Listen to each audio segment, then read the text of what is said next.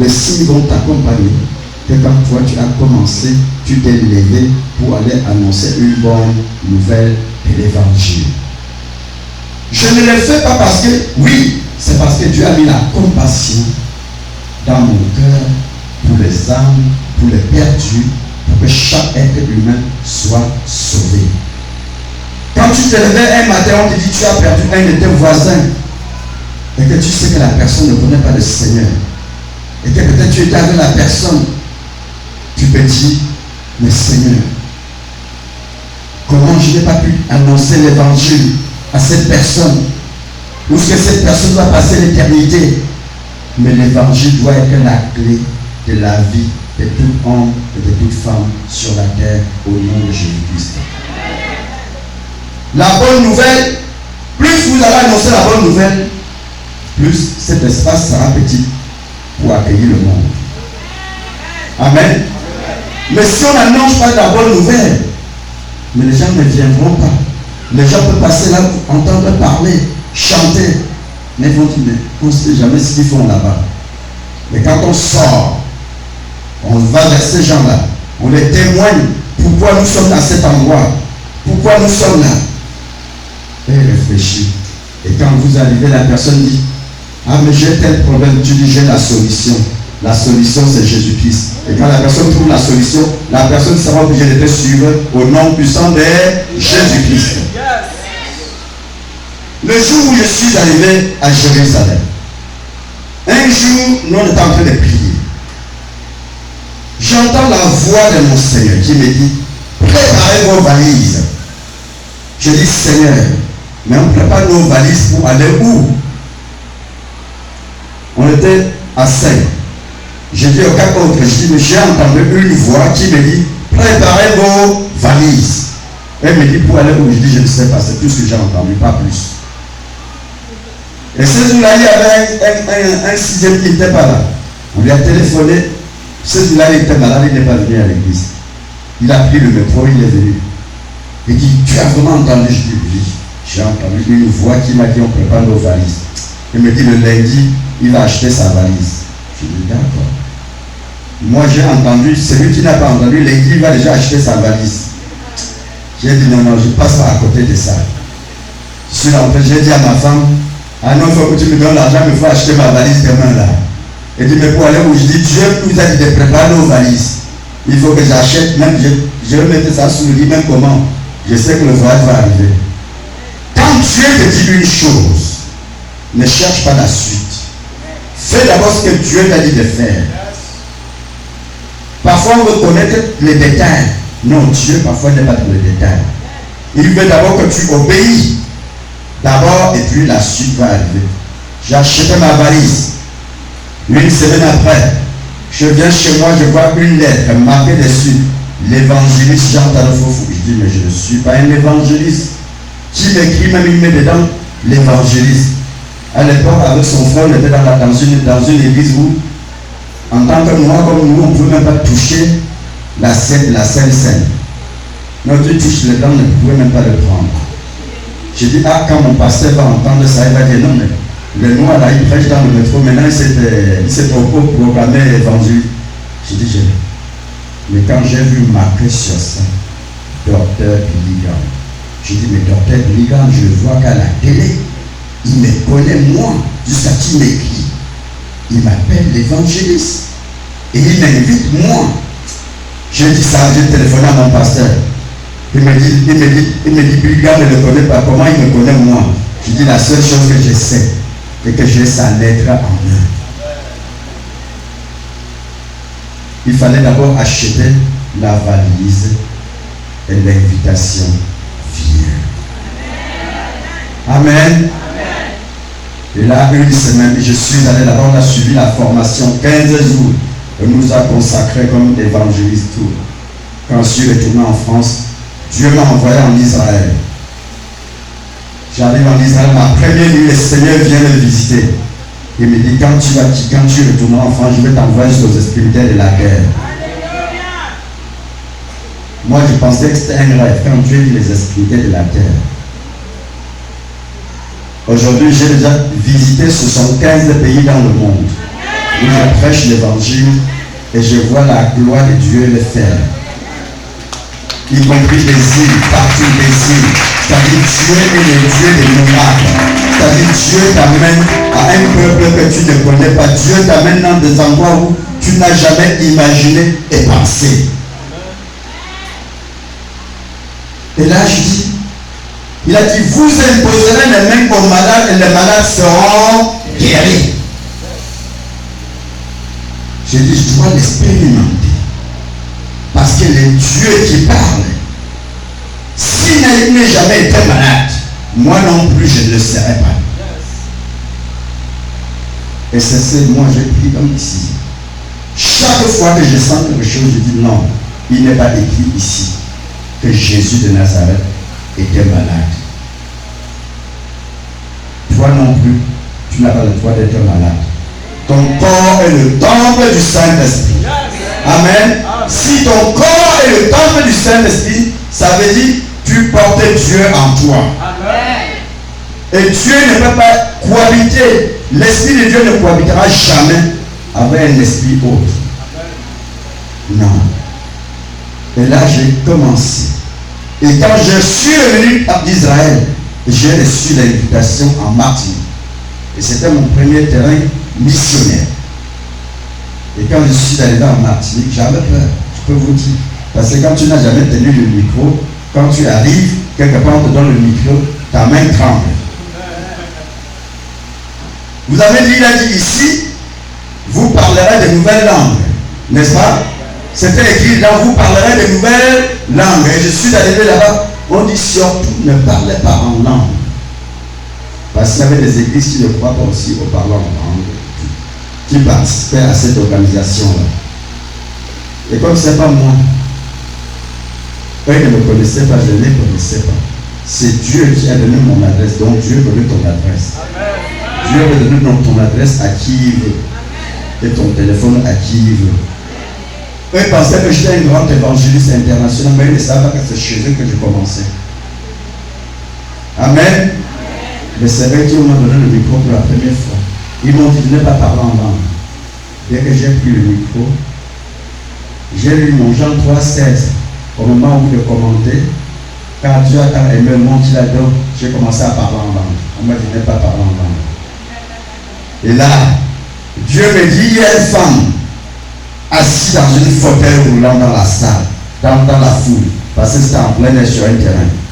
Je vois, on pousse la femme, on amène devant. Je descends du podium, je dis au nom de Jésus de Nazareth, lève-toi et marche.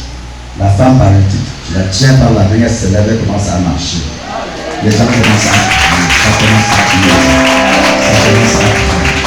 ça commence à crier.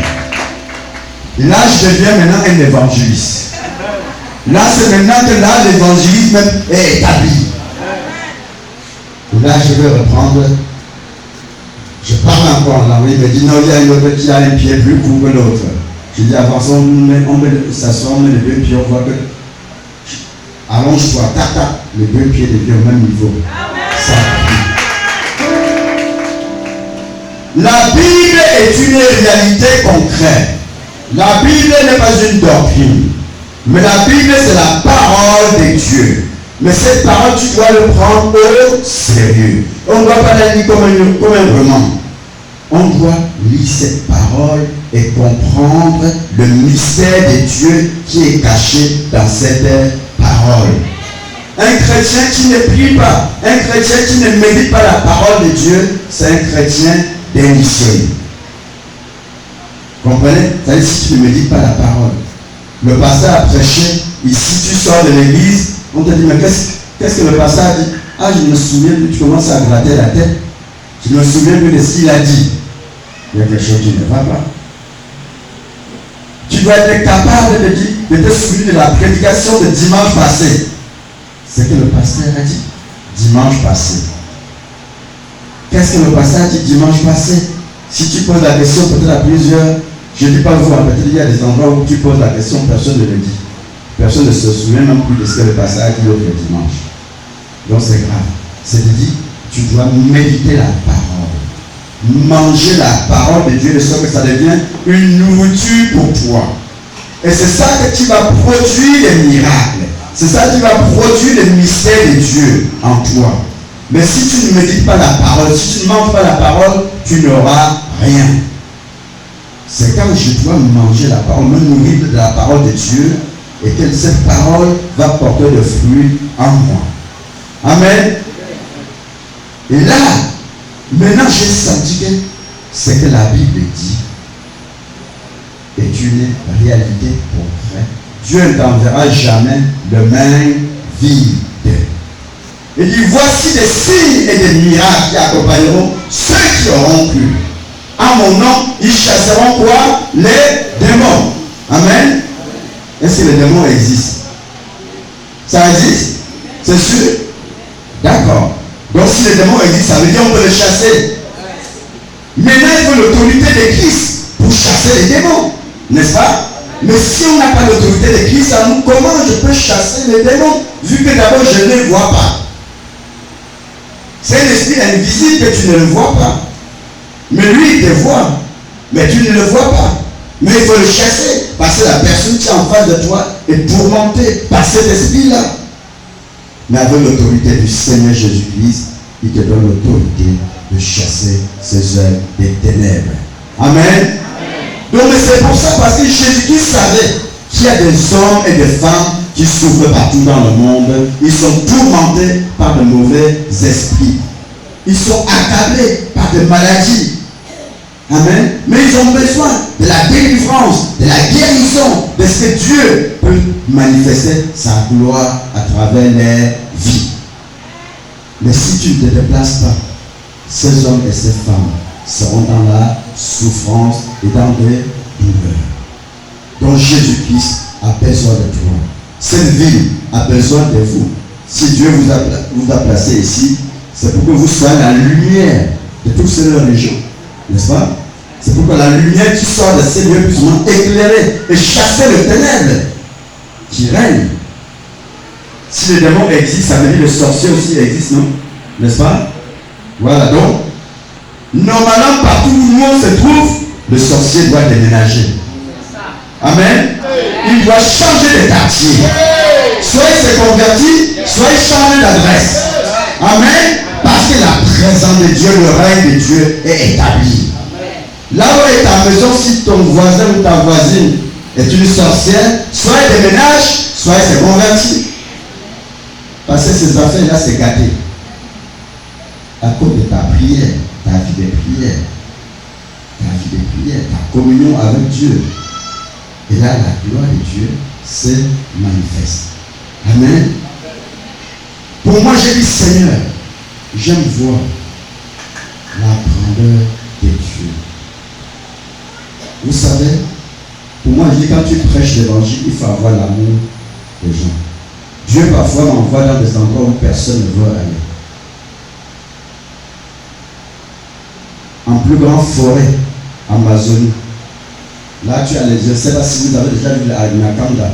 Peut-être pour ceux qui ont vu déjà des serpents à la télévision. C'est tellement gros, on appelle ça Nakanda. Voilà. C'est tellement gros. Si ça t'attrape, ça te serre comme ça, la paf, allez, c'est fini. Quand tu prêches, tu vois tous ces gros machins-là. Et les gens sont encore nus. Comment les parents, ils attachent même les feuilles là. Pour les appeler les Indiens d'Amazonie. Tu arrives, ils ont juste des petites feuilles là, qui s'attachent là. Ils sont nus comme les Zoulous, ils sont nus. Mais ils ont besoin d'entendre la parole de Dieu. Et Dieu manifeste sa gloire. Dieu manifeste sa puissance à travers ces gens. Que ce soit dans la forêt Amazonie, au Brésil, en Guyane, au Suriname et au Venezuela, Dieu va utiliser dans ces endroits, dans ces forêts-là.